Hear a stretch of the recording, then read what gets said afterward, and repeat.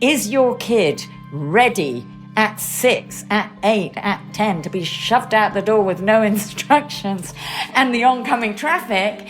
And they go, oh, don't be so ridiculous. And I go, well, why in plain sight have we allowed a system so important, so central, so powerful to do just that? Hi, I'm Taylor Owen, and this is Big Tech.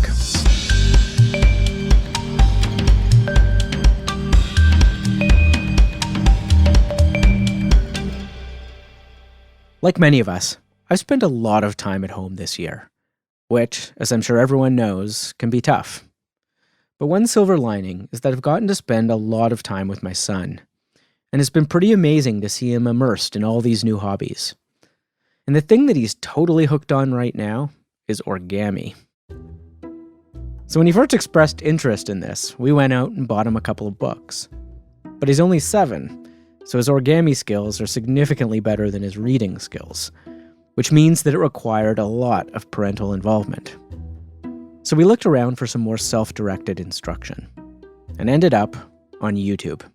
Hello, I'm going to show you how to make a paper origami crane. As with almost any other hobby you can think of, there are thousands and thousands of hours of origami tutorials on YouTube, and our son started devouring them. This corner and fold it down. We'd leave him in front of the computer, and he'd re-emerge an hour later holding an elaborately folded swan. And he started getting into magic tricks too. He'd memorized these really complicated sequences and practiced them endlessly. It was honestly pretty amazing. And then one day, I went in to check on him and found him trying to hypnotize himself. Follow the pocket watch. You're feeling very, very tired. The YouTube algorithm, which is infamous for its tendency to direct people to more and more extreme content, had taken him from a disappearing coin trick to a video on self-hypnotism. When I turned it off, he looked at me and said, "But Dad, it will get me the best sleep of my life." Close your eyes and sleep. The irony of all this is not lost on me. I, more than many, know that the internet is not always a great place for adults, let alone kids. At the same time, there's clearly some amazing content on there. So the question then becomes, how do we give our kids access to the good stuff while protecting them from the bad? It's a question that Baroness Beeban Kidron has been wrestling with for some time now. Beeban is a filmmaker, policymaker, and activist. She's directed more than 20 movies, including Bridget Jones' The Edge of Reason. In 2013, she directed a documentary called In Real Life, where she followed around a group of teenagers as they dove deeper and deeper into the internet. It ended up being a pivotal moment in her career. After seeing the dangers of some of these digital technologies firsthand, Beeban has become a tireless advocate for better regulation around kids and tech. And she's now a member of the House of Lords and sits on their Democracy and Digital Technologies Committee. Last year, she was instrumental in passing the UK's Age-Appropriate Design Code, which lays out 15 standards for how platforms should treat kids. When a draft of the code was put forward, Beeban said, "Children and their parents have long been left with all the responsibility but no control. Meanwhile, the tech sector, against all rationale, has been left with all the control but no responsibility. The code will change this." Beeban has some fascinating ideas about how we can make the internet a safer place for kids, and how, in doing that, we might actually make the internet safer for everyone. Here is Baroness Beeban Kidron. All right, do I call you Baroness? No, you call me Beeban. Beeban Kidron, welcome to Big Tech. Glad to be with you. So I watched a talk you gave 8 years ago recently that was before you got this heavily involved in the children and technology issue. Evidence suggests that humans in all ages and from all cultures create their identity in some kind of narrative form. Where you were talking about the power of cinema. And you seem to be lamenting the fact that while cinema was the last century's most influential art form, Hollywood was sort of caught in this moment of sensationalism and ahistoricism. and that was affecting our kids, that they were being caught in this entertainment industry that wasn't providing what cinema could provide. And what narrative, what history, what identity, what moral code are we imparting to our young? And I'm wondering, with all the changes in technology since and the way we consume and produce media, whether you still think that's the case. So it's a really interesting question, and I think that in that particular talk, I was sort of lamenting something that was about a collective experience, and so the way that we consume content and narrative has become very individual, has become island, and it's much, much harder to have a collective experience, and I think there's a loss there. And I think that perhaps some of the mesmeric qualities and intellectual ambition. What do you mean by mesmeric? So when you go into a cinema, you know, there's a moment, isn't there? There's the anticipation, the lights go out, the ads come on, the names fill the screen, the music thing, and you go down into a sort of a dream state and a sort of a sort of, I don't know how to say it, but a giving over to this experience for the duration. That was something that I saw play out on hundreds and hundreds of children as an incredibly positive force. And many of them said to me, because I ran this huge film club, which had tens of thousands of kids in it. So I had a lot of experience of talking directly to them. And a lot of them said to me, that was quiet time, miss. I haven't been that still for a very long time. They move me around the classroom at school. They move me around my life. I am nudged and pushed. And that experience was overwhelming in a positive sense. So I think that's what I was talking about. And it does absolutely feed into bite-sized, rapid nudge technology and so on. But I wouldn't want to sort of lament the idea of, that there was only one way, and this is 20th century storytelling in the 21st century. I think there's something much more profound about the problem of digital technologies, and there's something rather marvelous about that. But they're not in absolute direct opposition to each other. Yeah. I mean, I guess even though we're in a moment where long-form storytelling in film is having a bit of a resurgence with the streaming platforms and the multi-season dramas and all of that, that's not collective. So that's still not getting at this aspect that we're not necessarily experiencing that together. No. All right, so moving to the sort of topic of children and digital technology, your first sort of step into that, soon after actually that talk that I watched, was the documentary In Real Life. I text them a lot, we tweet each other, and we talk on Google Talk a lot. And have you had a boyfriend in real life? No. And I watched it again recently and was struck by a lot of things. I mean, almost it as a time capsule was kind of remarkable, both the people you interview and the technology, the way you talk about the technologies, and it really was capturing a moment. But I'm wondering why you felt it was so important to feature that age group at that time, using those kinds of technologies, and what sort of brought you to that, the urgency of it, I guess.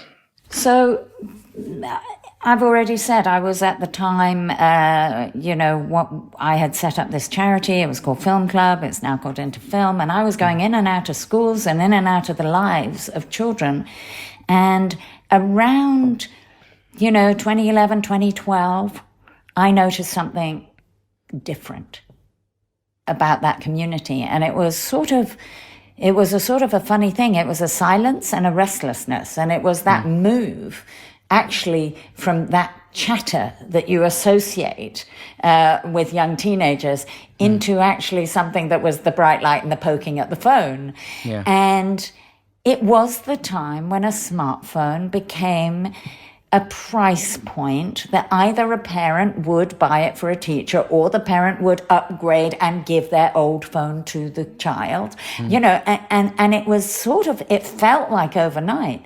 Now, when I first started thinking about that, I was really much more interested as a filmmaker in the concept of what it was like to be both here and there. And then what was there? Did we understand? And people often ask me, was it about my own children? It wasn't. My children are a little bit older, adult now. It was not sort of anxious mother stuff. It was more philosophical. It was, what does it mean to be a child and always have another there? Was my question. That was the essay question. It wasn't until I had spent what I would probably have to admit was several hundred hours in the bedrooms of teenagers. Which is kind of a terrifying prospect, as you see in that movie. An absolutely terrifying prospect.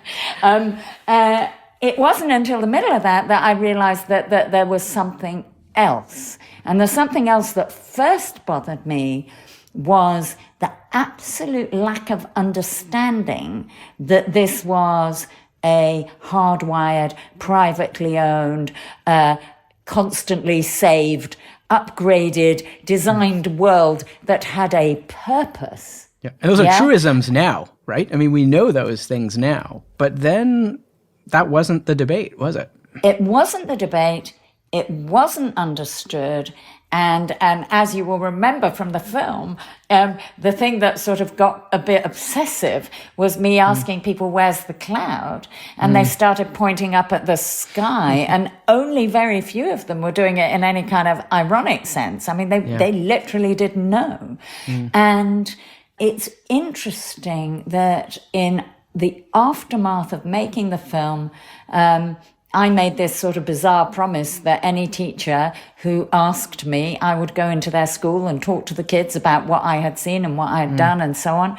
And I used to show that clip of Facebook's server farm, which is the endless shot of blue blinking lights, and all the servers. And when I talked about that with the kids, it was like a chill going through them. And they go, but miss, what would happen if they drop a bomb on it? And it was surprising how often they actually used that exact thing, words. Sometimes they meant if someone destroyed it, set on fire and so on. But mainly they said drop a bomb on it. Which is about as physical a thing as you could imagine, right? They're getting at the tangible aspect of it. They're getting at the tangible, exactly right. And as they said it, I go, oh, don't worry. They got it in 10 other places and 100 other places. They copied it. And you could see in the room their energy dissipate. And emotionally, those children understood what it meant to be fragmented, distributed, and not in control of what was and what they understood as their intimacies, their actions, their mistakes, their pleasures, their loves, things that were precious to them. And so that second piece, so there's the kids in the bedroom, but that second piece of how the infrastructure was hidden was really, really important. And then, of course, you have the third part of it, which is me crisscrossing America, asking all the experts, and they're going, don't worry, it's a democratizing technology. And many of them have had to face up to how long they asserted and were blind to, and I would probably say willfully blind to a societal problem at scale. And you watch them fall like, the bottles, like the bottles in the song. They fell off the wall one by one, and finally had to admit, do you know what? You cannot pursue this framing of, all users must be equal. It's a democratizing thing. There will be no gatekeepers Each one of those things is fundamentally flawed, and it's that all users will be equal that actually changed my life, because it was in a moment, and it's in my interview with Nick Negroponte when we're in New York, and he said this: all users will be equal as a sort of as a good, yeah, and he meant it, and it sounds good. But actually, I suddenly had this thing, which is if all users are equal, then de facto, children are being treated as adult. And that is a problem. And it was sort of like, it was a bit like the movies. I'm sitting there in New York and I kind of go rewind, through my brain, all these hundreds of hours I've spent in kids' bedrooms. And I realize, bottom line is, most of the problems kids have online are a direct result of the fact that the demands of them are adult. They are assumed to have the maturity and the capacity of adults. And that doesn't matter whether it's, nudge technology or adult content or misinformation, disinformation, you name it. Absolutely every way, we are demanding that they are adult at ever earlier ages. Yeah, I mean, that hearing that in retrospect makes perfect sense. I was going to ask you what that transition point was from making the film to becoming, an activist and a policy maker, which is a different world. There's no question. But that makes perfect sense, right? That the flattening of the internet, treating everybody as equal, being layered onto a society where we actually don't treat everybody as equal. That's the whole point of living in a society with rules and norms and laws, is that we treat different groups of people in different ways for a good reason, and that have evolved for over a really centuries, good reason. Right? Children are different than adults. And if the internet treats everybody the same, then that is harming something at some point, right? Yeah, and actually, even if we take the harm language out, because and there are absolute harms, and I'm absolutely prepared to talk about that, but actually, it's a violation of rights. It's a acceleration of risk. It's a diminution of the journey to maturity. Yeah. It's against our culture. Yeah. If a kid in our environment, if there's something unpleasant, what do? We put our hand over their eyes. Yeah. Yeah. If they don't understand, we explain it differently.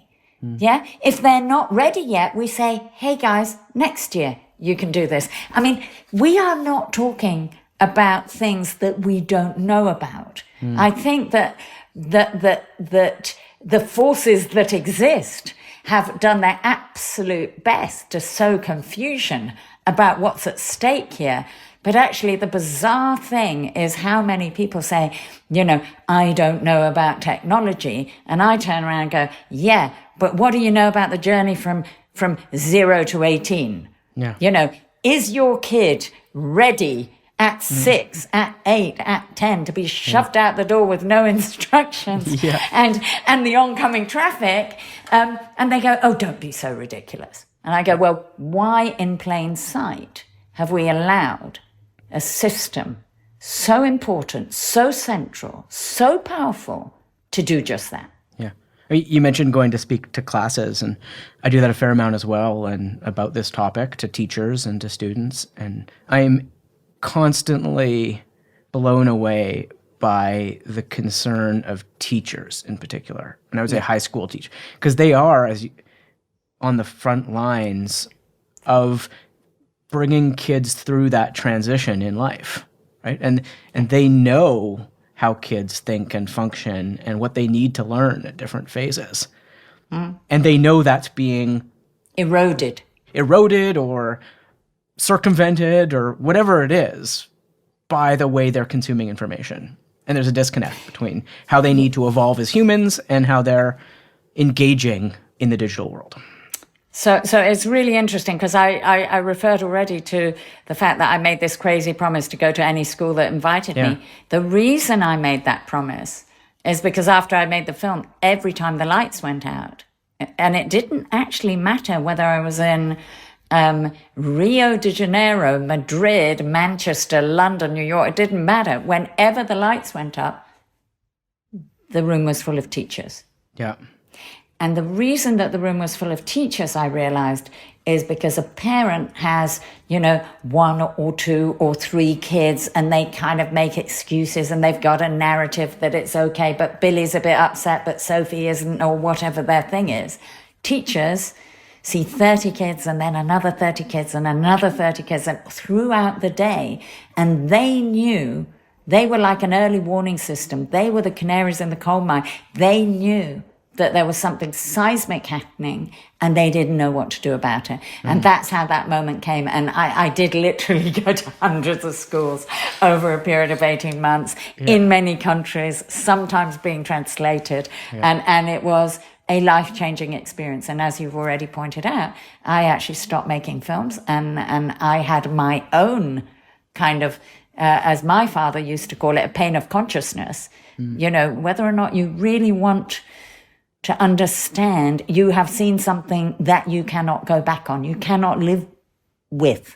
And I feel that this is a profound social injustice at a generational level to at least 1 in 3 people in the digital world, right?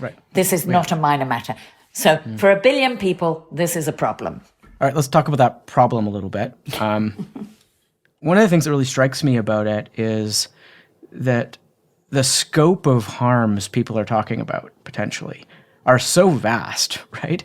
So clustering something like childhood brain development and mental health along with exposure to different kinds of content and bullying online and general social pressures that emerge in the system. Those are all very, very different things. And I'm wondering how you parse that. How do you get at what the root of the harm is and what we should really be going after here? So that's a great question. And just to be irritating, I say we don't go after the harm, we go after the risk. Okay. Right? So you start at the other end of the tube. And it took some time to work this out. I absolutely agree with you that if you lay down all the potential harms in front of you, you have on the one hand childhood, yeah? You have on the other hand being a human being in the 21st century, and on the third hand you have some really sort of egregious attacks on children's rights, liberties and so on. Yeah. So, how do you put that all together? And what I try and look at with my colleagues at Five Rights and my colleagues in the House of Lords is really about why we allow the level of risk in this system in a way that we actually ask people to mitigate in all other systems. And so what I mean is, if you are a drug manufacturer, first of all, you have to go through a process. And then you've also got to look and see that actually someone who is under the age of 12, who's got a different body weight, might have a smaller dose. Or indeed a different medicine, and I could play that game ad infinitum, that in all these different arenas, we actually go, what are we trying to achieve? Who is in the room? How do we make sure that what we're trying to achieve is suitable for the person in the room? That is, a risk analysis that goes on. And we do that all the time in all sorts of different things. All the time. And we do it legally, we do it in regulation, and we do it culturally. It's so funny you say that. Just this morning, there was a story in Canada about how our federal product safety regulator has forced a recall on Ring door cameras, the ones that take all the video, but because they catch on fire sometimes. Not because they're collecting this mass amount of data about society and being used by police departments to survey us, right? But so we know how to do this. We just don't do it for these things, right? Precisely. And so one of the things I often say is, not all kids come to harm from all risks, but you know what, if we were sending washing machines and every 1 in 300 burst in fire, we would have recall. So why is it that it is okay to have a poisonous system for kids in this arena? And the answer is, of course, it's not. And the other answer is, this is not a mature industry, and it is maturing, and we better get to it quick. What is unusual is how pervasive it is across so many things, and how powerful we have let it become, and how little we have understood about how it is affecting children and childhood. Yeah. But to be absolutely, really, really precise in answering your question, that actually a lot of the work that we're currently doing, whether it's work on creating a standard, age-appropriate framework for terms and conditions, whether it is a child-focused data risk assessment, which we're doing with the regulator here, that actually the very first starting point is kind of going, what is your service? What are you processing?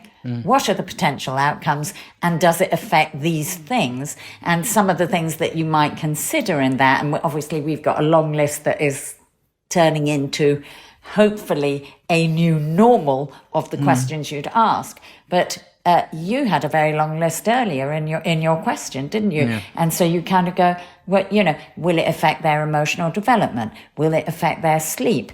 Will it make them vulnerable to someone seeing their real-time location? Will it introduce a strange adult to an underage person, et cetera, et cetera, et cetera? I mean, you can keep on going. And once you start asking those questions, you go, well, that's not very appropriate, is it? How about we take out that particular risk? And one of the most sort of misunderstood things in this arena is that actually many of the things that we need to do to give kids a more equitable shout in this arena is actually switch things off.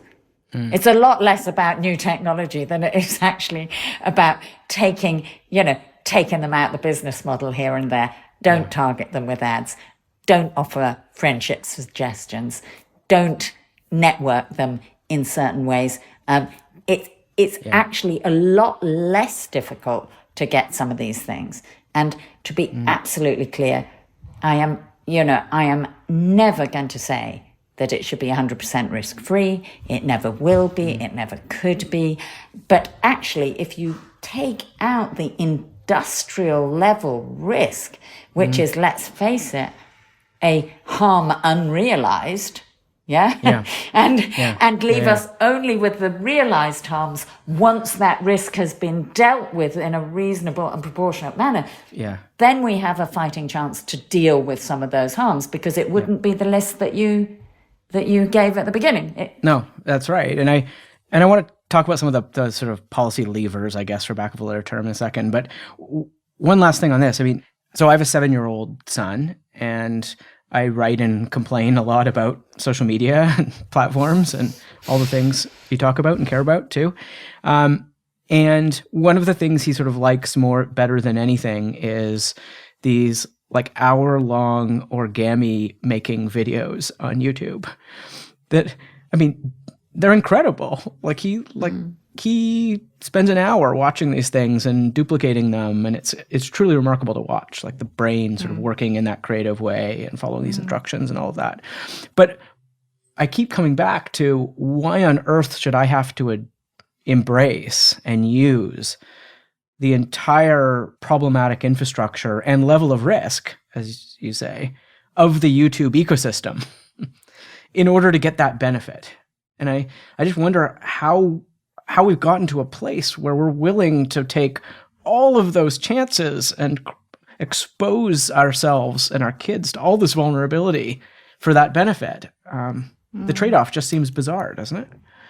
I think it is. And I think, I think it's not entirely separate from other decisions we have made at a societal level, to valorize efficiency, to exploit tiny margins of production benefit, to not worry about the societal impacts of our supply lines and our behaviors, either on people or planet, you know. So I think we've sort of got into a god of efficiency, a god of growth, a god of profit. And in the wake of all of those things, you know, we've accepted some sort of infrastructural and business practice, which is not in everybody's best interests. I mean, it just simply isn't. And I only talk about kids in this policy area, but I think, you know, you don't have to get very far down the road as an Uber driver to work it out also that you know. We've made some trade-offs here, right? So I think the sort of bit of, you know, talking at that level, that's the fight. What you have described is the fight. It should not be that the entire attention, future, potential educational outcomes, their position in the justice system, you know, you name it, is at stake for watching a video when they're 7. And obviously that's a bit of an exaggeration, but, you know, why do we have to have, you know, all of that infrastructure, you know, on the shoulders of a child? And I think that, you know, we got to change that. And the companies either got to do it because we force them, or we've got to be prepared to pay a little bit more for some content for children, or we've got to actually look at our values more profoundly and say, actually, this is out of kilter, this is out of balance, and we need to start over, at least with regard to this demographic. Yeah. And so you've been working at figuring out how to start this over, or hit reset here a bit. And you're actually in the policymaking apparatus now, kind of formally, right? I mean, you sit in the House of Lords, you can propose policies. How have you seen that government perspective on this change over the past, since you've been there? I mean, it's 5 or 6 years now, and the British government, with all of their online harms work, and feels like they're stepping into this space in a serious way. How did that change come about, do you think? I mean, that's a huge question. And if I say, let me answer it in a couple of different ways. So the first thing is to think at systemic level and go, okay, let's at first prove that childhood is everywhere, and that that the digital isn't exempt. And that's been a very long journey, but it's, and that's like a first principle issue, right? Because if you don't have that, you can't do anything on top of that differentiation. Exactly right. Exactly right. And that was the basis upon which I do a lot of my sort of, when you say levers, is to look at where the levers are. And you look 196 countries, do embody children's rights, do report to the council, do, you know, And at least now they're going to have to report on the digital world. And we have set out some pretty tough things, or, you know, so that's the first thing. Then that put me in mind when we had all of your listeners will be aware of GDPR and the data protection regulation. But when it came through our house, and I looked at it and it said, yeah, kids need special consideration. And then you look for the other bit and you kind of go, oh. In what way? In what way? Yeah. And also there's the whole debate about 13 and 16. And we've created a situation where in the rest of the world, a child is someone under 18. And in the digital world, suddenly you're supposed to be an adult at 13. Can you explain that before we move on? I mean, that always baffles me. Is that just because the companies have set within their terms of service agreements that age? Totally arbitrary? It's actually to do with the American law, COPPA, which is a piece of consumer law that was actually researched last century, came in 2000, and was before any of the services that kids are currently using. And it's completely out of date, and it's about advertising. And it has been exported as a norm around the world. And it's very, very problematic in a number of ways, including that it's very poorly adhered to, and it also relies on the concept of consent. And I am sure that we could spend an entire hour on the concept of consent in the digital world, which we won't. But in every way, not fit for purpose. Got it. Yeah. Hopefully a Biden government will be tackling this in short order. But it has meant that de facto adulthood begins at 13, in the digital world. So all of these sort of very, ludicrous things, and I'm looking at the legislation and I go, okay, let me put together this idea that they need special consideration with the ideas that we have, that they have rights and needs, with the idea that they are in fact a child until they're 18, and then with a very, very distinctive and important idea, which is we must stop talking about the services that are directed at children, because children spend most of their time in services that are not directed at them, or indeed they may not actively be using. So when you have your discussions about facial recognition, about biometric data, about misinformation, disinformation, all of these things are affecting children, and yet every piece of policy is about YouTube Kids. Right, these limited niche products that are not really widely used. Yeah. No, and to be honest, some of them are good, some of them are bad, but that's not where the problem lies. Yeah, it's not the point, right? So it's not the point. So putting all of that together, I introduced amendment into the bill that is now found the light of day in law. And it was at one point called the Age Appropriate Design Code. It's now called the Children's Code. It's the first of its kind, and it basically sets out what it means to give children special consideration and a high level of protection. And it won't be lost on you that because it is data law, it actually gets into the system. Because if that's where the action is, if that's where the money is, if that's where we're, follow the data, as it were, that is where the solution is. So that was a very long way of even before you get to the harms piece, of actually talking about levers. You talk about first principles and rights. You talk about following the money in the data law. And I am very hopeful that the Kids Code will actually, like GDPR, spread around the world. And I know for a fact that there are several jurisdictions where it is currently under consideration and will be adopted in short order. Yeah, I mean, I highly suspect Canada will be one of those at some point. I can't imagine it not being used as a template. I stand ready to help anyone in Canada who wishes to take that action. Be careful. It'll be like you're going to school offer. You may be on the tour of national governments globally soon. Happily so, because I think it's very profound, because it deals with profiling, it deals with nudge techniques, it deals with terms and conditions. In the end, the minute that you start talking about this stuff, it starts being very, very quick to the same set of solutions. Well, and same set of solutions across age groups too, frankly. I mean, that list of 15 changes in the code or requirements in the code are certainly all things I would like to have on my behavior too, right? So it could be this starts to normalize some of these things beyond just kids. I really appreciate that point. I mean, I make a special case for kids, and I feel we have a higher bar of duty, and they require representation, higher bar of representation, because they can't represent themselves in this. But I would have to say on the record, as they say where I come from, on the record, that I'd be very, very happy to see that mirrored. And I very often think when I'm fighting for kids that there's some of the things that I'm fighting for that I would like as a citizen. Yeah. Is there any risk in that? Is there any risk of focusing just on kids and then missing this broader structural surveillance capitalism argument? Or is it just starting there and then moving on? I think there's two things. One is it's harder to resist for politicians and for the sector and so on. I mean, I think secondly, we have more levers around kids.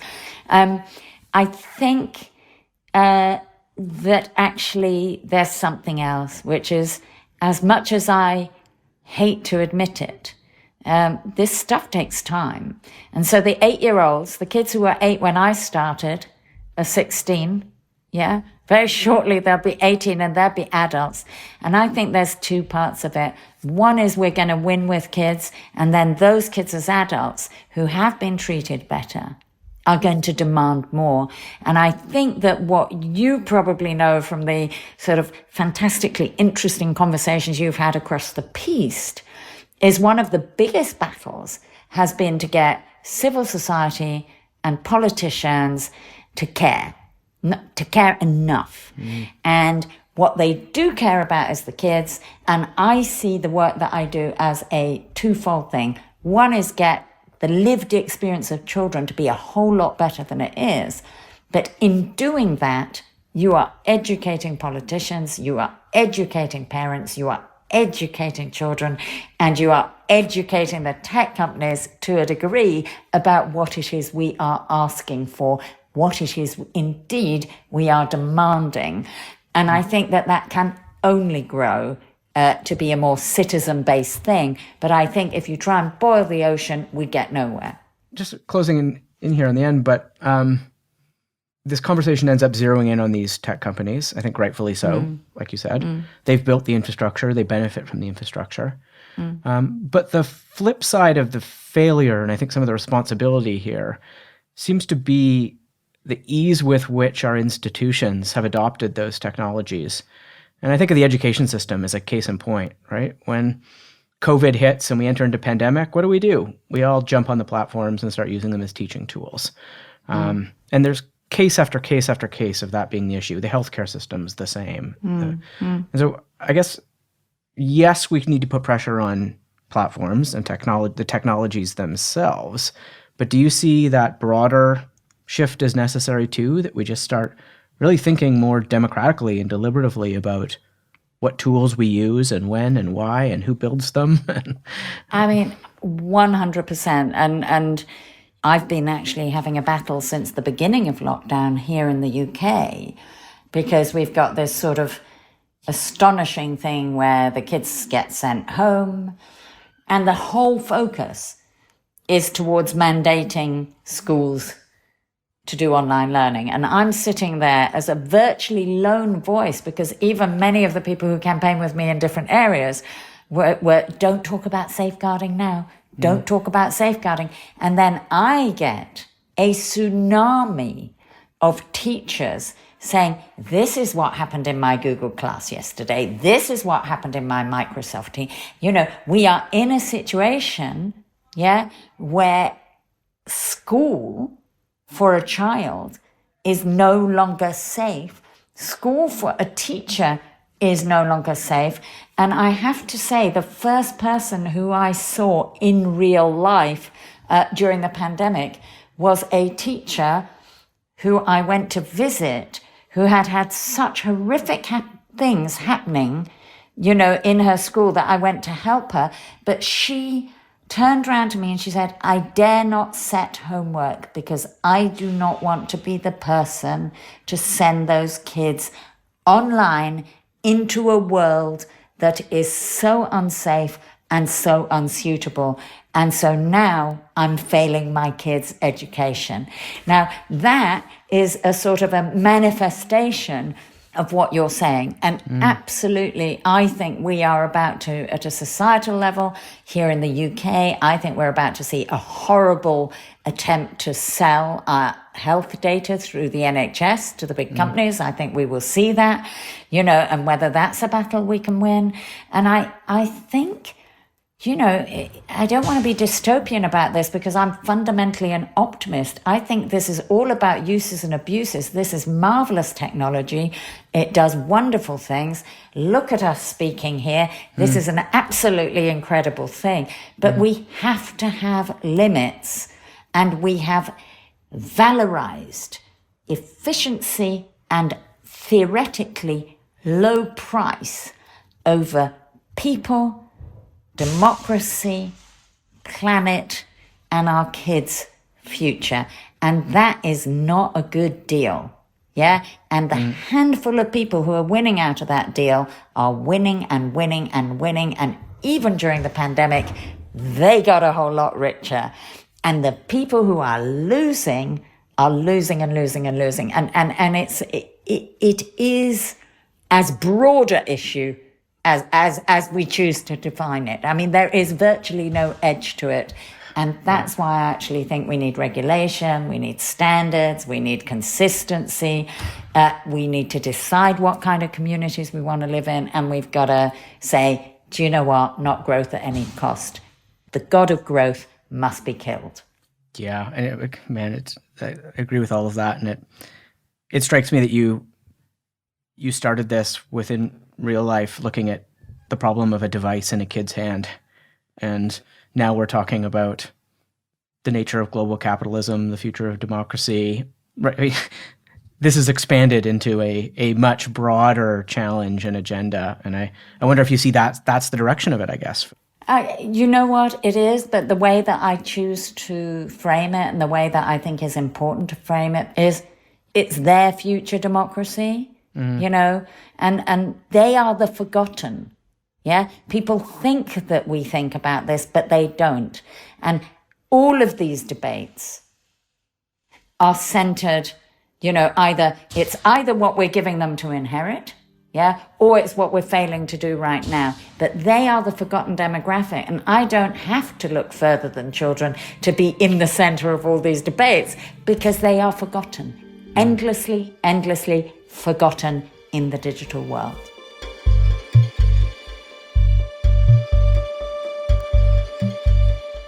That was my conversation with Baroness Beeban Kidron. As always, I'd love to hear from you. You can reach me at taylor@bigtechpodcast.com. Big Tech is presented by the Center for International Governance Innovation and produced by Antica Productions. Please consider subscribing on Apple Podcasts, Spotify, or wherever you get your podcasts. We release new episodes on Thursdays every other week.